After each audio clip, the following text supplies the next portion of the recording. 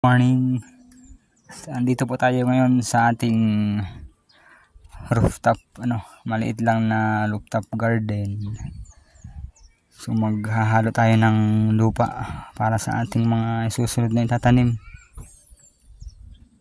So may mga natira pa tayong tanim dito, yan, mga bell pepper. May mga bunga pa siya. Ang ating ceiling green namumulaklak na uli, pinutulan lang natin yan. Yung kalamansi, yung mga talong, may bunga na yung ating isang talong din eh. Yan. So ang paraan na paghalo ng lupa na ginagamit natin, so 60% or 6 parts ng garden soil. So, ito po ang ating sample. Hahaluan natin ng carbonized rice hull, yung sunog na ipa ng palay. Yun po yun. May nabibili po niyan sa mga agricultural na shop, ng mga tindahan. So, haluan din po natin ng chicken manure.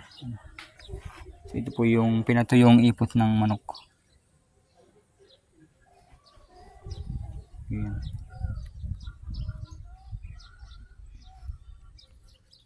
So, yung lupa po ay babawasan muna natin. Ito kasi yung lupang ginamit natin last time para sa ating mga sili. So nawala na yung mga nutrients niya, kailangan natin dagdagan. Muna natin yung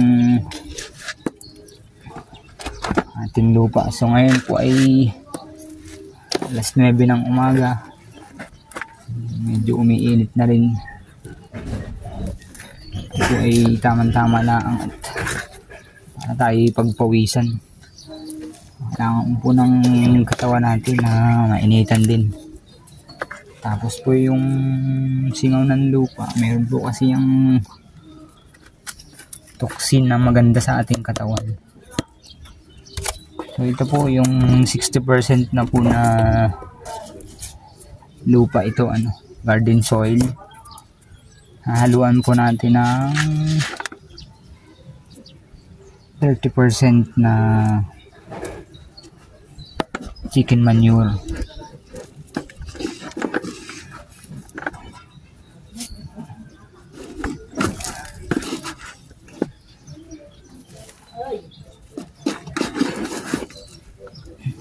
Ano po?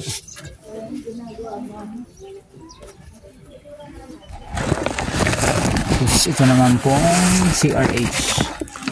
Yan po carbonized rice hull. Ito ay for proper drainage ng ating lupa. Hindi po na-i-stock yung tubig. So nakakatulong po siya. Tapos naman din siyang carbon para sa additional nutrients. Mga 20% nito o kaya 20% nung chicken manure tsaka 60% na lupa. So pwede na po ito. So, wala tayong panghalong compost medyo hindi tayo nakakabili ngayon. Pagkatapos po natin malagyan, so haluin na po natin for proper portion ng mixture. Para maging buhagag din po yung lupa, kailangan po natin haluin hanggang ilalim.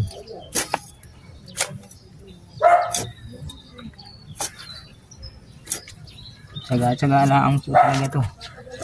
Kasi sobrang mahal ngayon ng gulay. Kailangan natin ng mag-isip ng paraan para makakain tayo ng healthy foods. Tapos medyo makakabawas pa tayo sa gastusin pagbili ng mga gulay.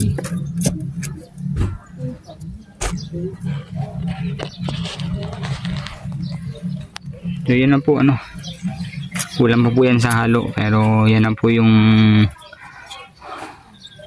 naghalo natin lupa na ready na for